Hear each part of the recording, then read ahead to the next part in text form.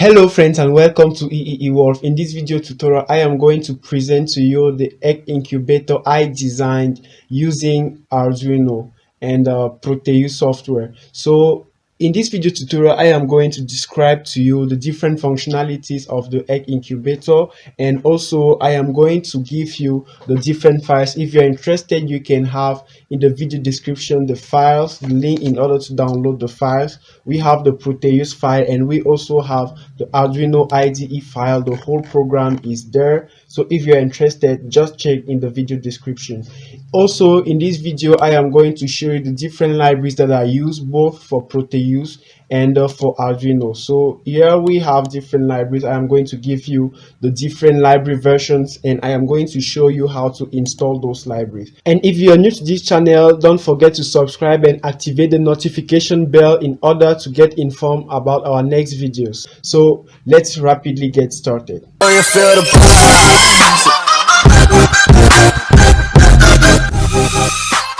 Welcome back. I am going to launch this system and we are going to see how it functions. So basically I use Arduino Nano, and this is the welcome message that is being printed on our LCD screen.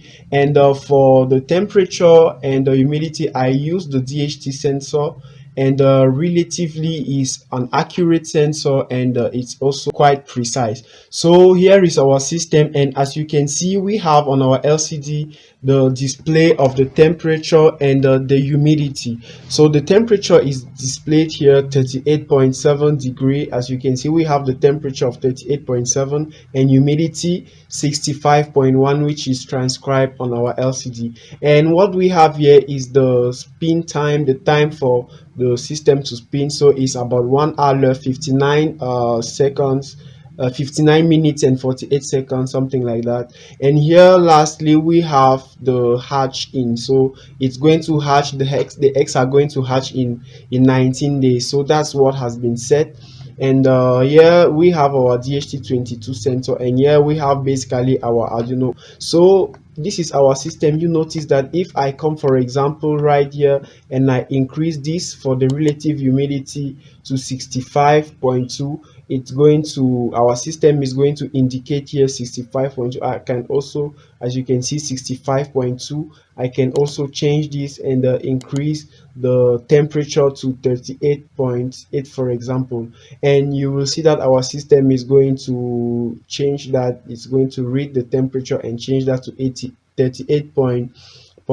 So relatively you will notice that the sensor is quite a little bit slow, and that's just normal because the DHT sensor has a sampling time of about 2 seconds, meaning that if you want to read information from the DHT sensor, that should be done after each 2 seconds. So the time interval for the reading is about 2 seconds, so it's a little bit slower. So that's it for the system. And presently we are going to enter the settings or the menu, and to do that you will simply need to press this button, this push button, for about a few seconds. When you press it for a few seconds, it simply enters the menu, and there you have the possibility of changing the temperature and the tolerance and so on. So right now you can increase this, the set temperature, you can increase it, and you can also reduce it. Okay, you can press this to reduce it, for example. So I'm going to allow it to be 38.8. so the next thing, if you've done that, you can press, if you want to change the next thing, you press this OK button and it goes to the next step. You can also reduce it and you can increase it as you like. So this is simply the temperature tolerance, the range in which the temperature is acceptable. So with the range in which the temperature, the system is going to regulate our temperature. And we move to the next step, which is the humidity. Same thing, you can increase or reduce. And to go to the next, you can press here OK, and it's going to the next step.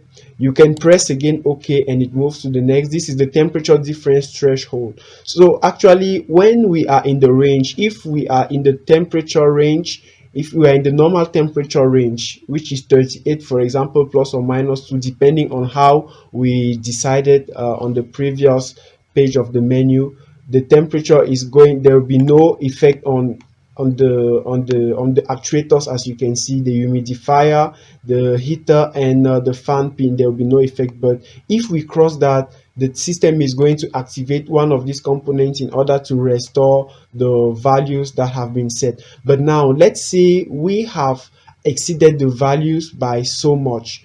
It means that's the role of this temperature difference threshold, meaning that if we have a set temperature of 38.8 plus or minus 2, so if it goes above that, the system is going to be regulated. But now if the difference again from that set value is again too high, let's say 0.2, or it depends on what you can put here, it's going to regulate, but also it's going to give an alarm telling us that the temperature or the humidity is very high. So, and that's very dangerous for our eggs. So that's the role of this threshold. So the next step, you can press here next. On OK to go to the next, you can press again, and here now we have the incubation time. So you can increase it as you like to 22, or you can decrease it as you like, the number of days that you want, and you press OK to go to the next step of the menu. And here's the incubation time. So I'm going to put it to 2 hours, for example, like this, and I press again on OK. Press OK to save the changes, or any other key to discard. So I'll press OK to save the changes. So actually the system is saving the changes, and it's going to give me a feedback when that will be done. Okay, saved successfully, right? So as you can see, we have the system which has saved the changes already, and you can see that we have our time which is being counting 55, 54, and so on. So after 2 hours, it's going to spin.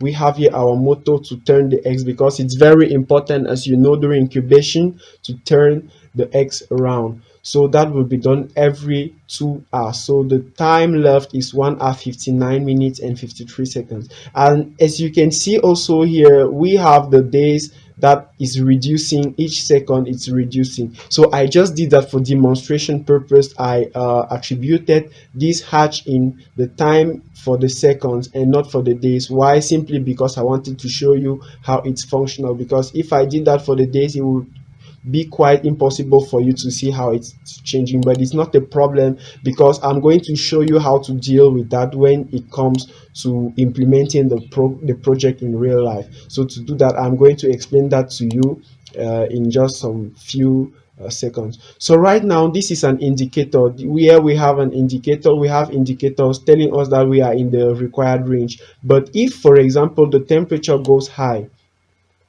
if it goes high, for example, you will notice that this will turn black, telling us that the temperature is very high. Like we have 40 degrees, for example.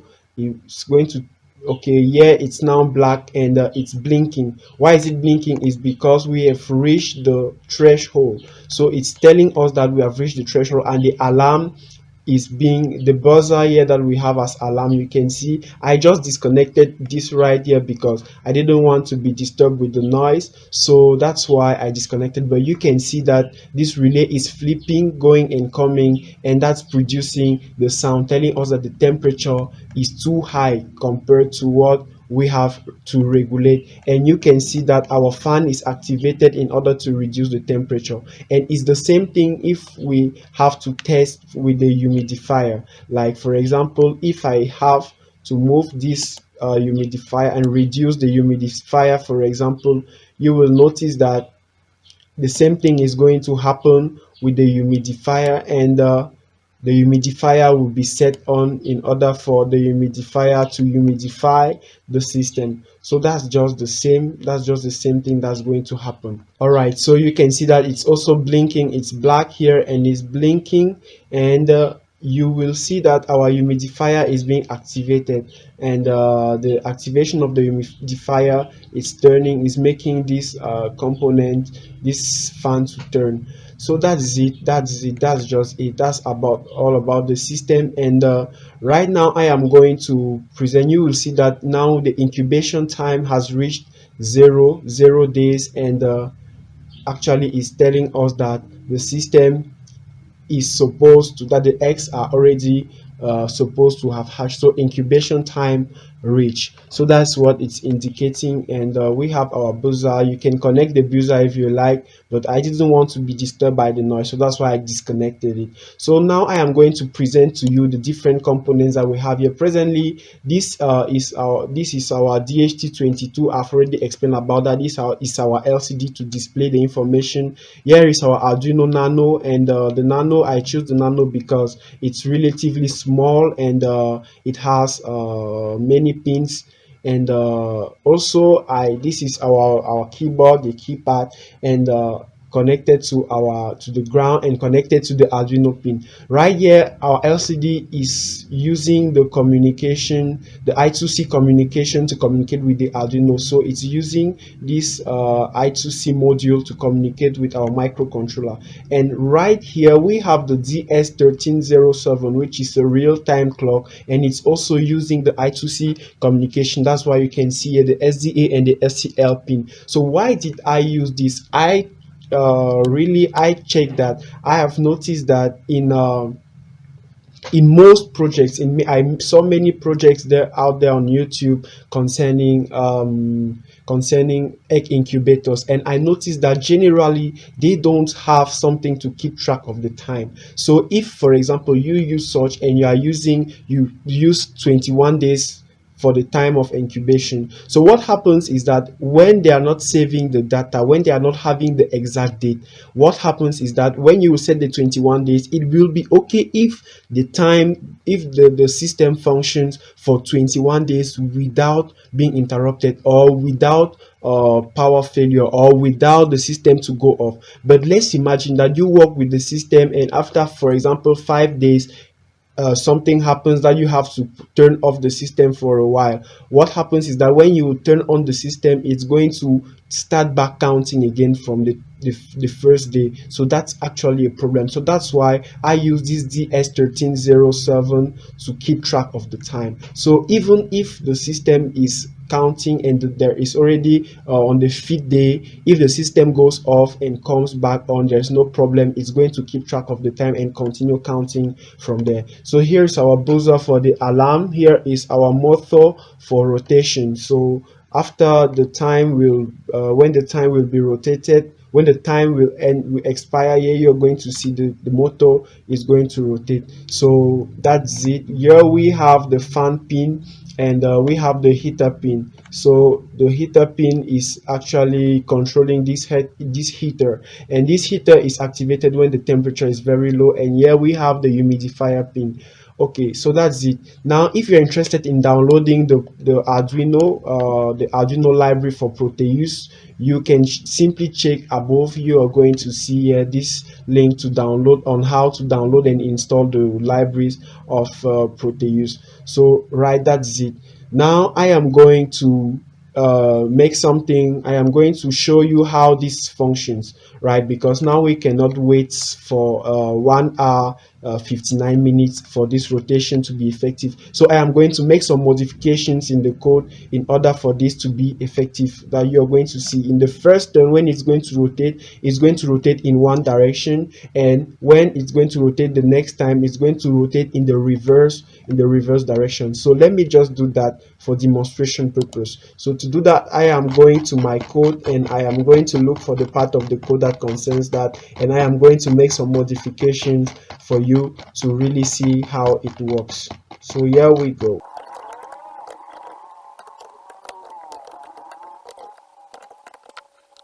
And I'm going to compile this, and we are going to see the changes on how the rotation is going to take place. Okay, so when the compilation is successful, I can come here and stop this and launch it back. So I am going to the menu or the settings.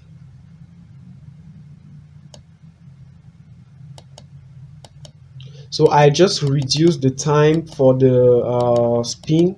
I just reduce it, and we are going to see how it's going to behave.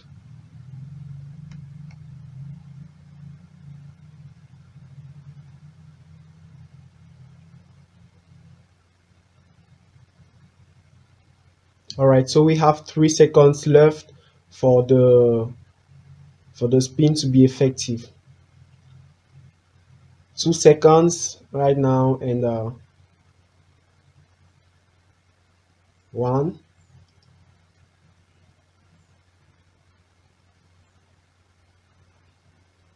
And as it reaches 0, you see how the motor is rotating in one direction. You see how it's rotating, and here is indicating that our motor is rotating. So we have here motor rotation. So when the rotation is finished now, it starts counting again. You will notice that it will start back.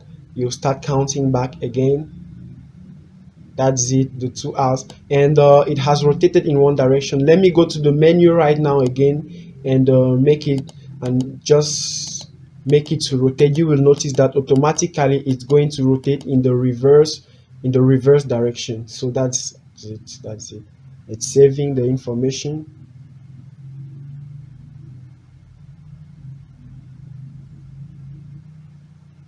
and that's it. 3 seconds left for the rotation of the motor.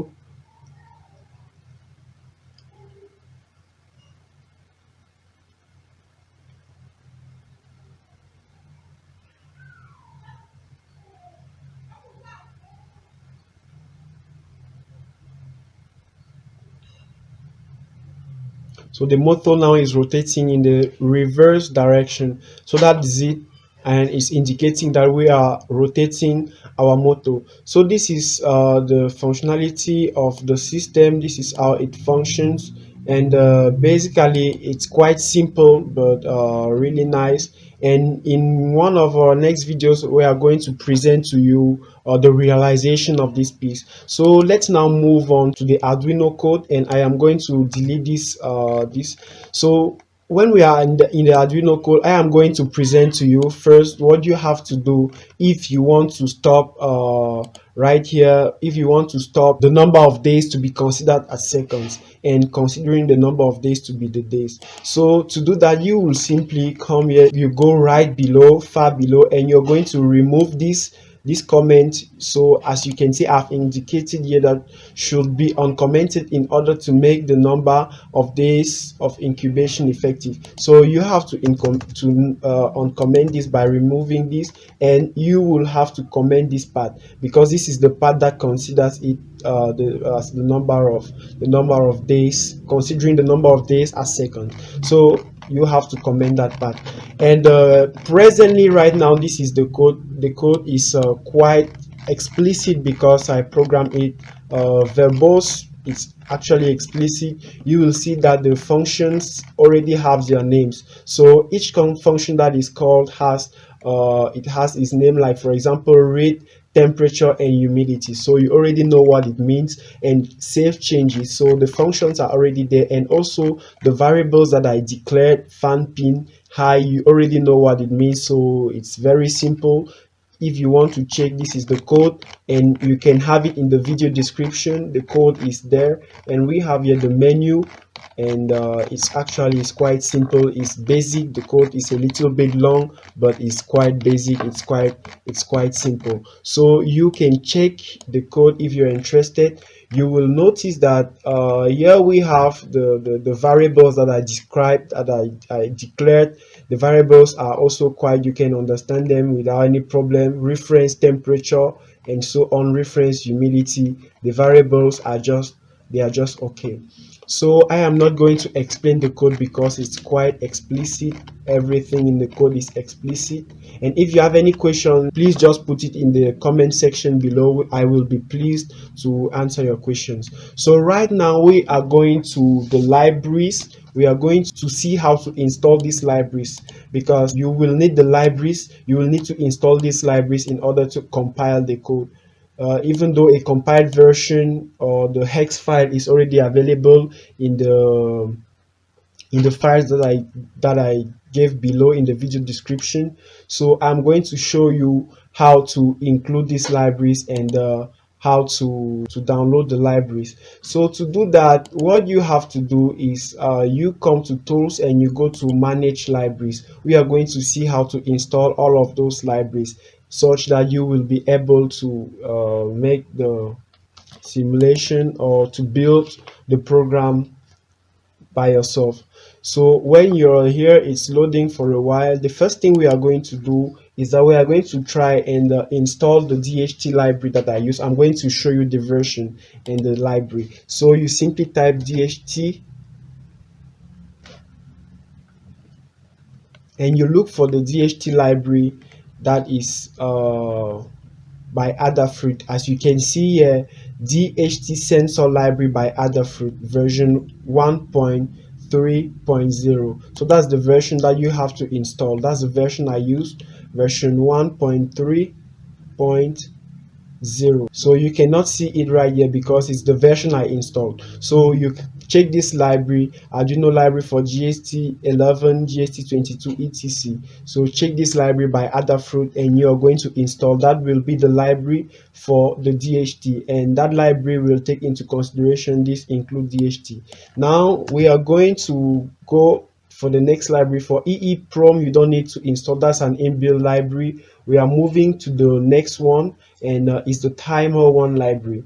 And this timer one library, you can simply type here timer one and you will see the library that I used right here.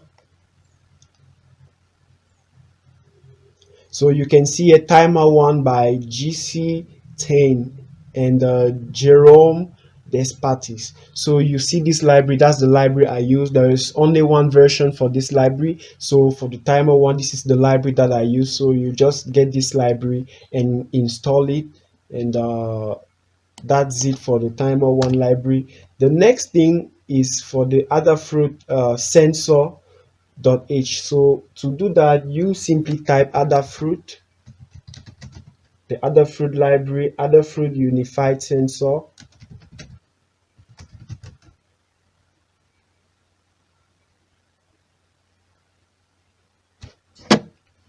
So Adafruit, you are going to look for the Adafruit unified sensor library,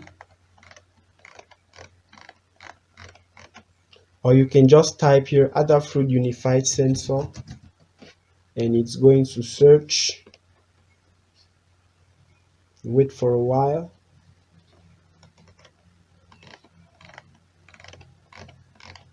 You search for the Adafruit unified sensor. Okay, as you can see here, it is Adafruit unified sensor by Adafruit version 1.1.4. You come here and you select the version. This is where you select the version 1.1.4. That's the version that I use. You install it, and the next library that we are going to see is the liquid crystal, because this DHT is coupled with this other, so it's for the DHT22, and we've already seen how to do that. So the next thing is the liquid crystal library, and we use the liquid crystal library with an I2C module. So to do that, you simply type your crystal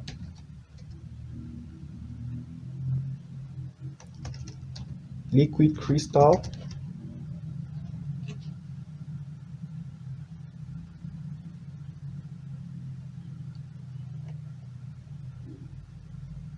and you will see a liquid crystal by Arduino Adafruit version 1.0.7. That's the version I used for my project. 1.0.7 is the most recent version of this library. So you install that, and the last thing now will be the RTC library, real-time clock for the DS1307. So to do that, you simply type here RTC,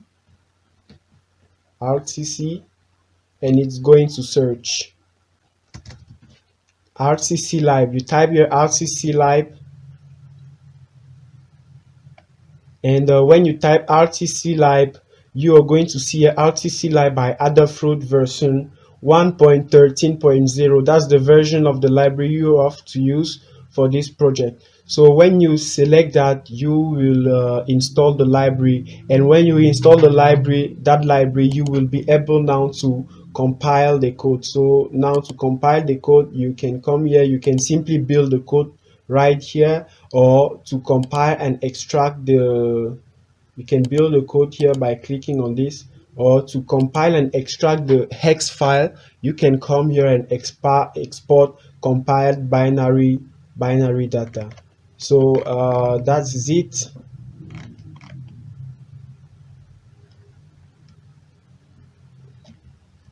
Okay, it's because I removed that. So when you compile, don't forget to comment this if you have uncommented this time, and if you uncomment this, don't forget also to comment this part, because it's very important, right? This is the part that concerns the seconds, and this is the part that concerns the days. So if you uncomment this part for the days, to count the days, don't forget to uncomment to comment this other part to count the seconds. So that's it. So if I build, you can build, or you can come here and export binary compile to have that.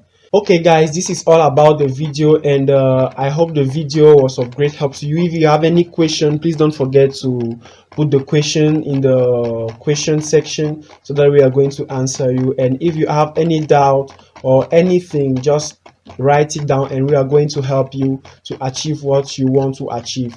And also, if you are new to this channel, don't forget to subscribe and hit the notification bell in order to get information on our new topics that we are going to upload. So really guys, thank you very much for watching. Thank you, and I hope it helped you.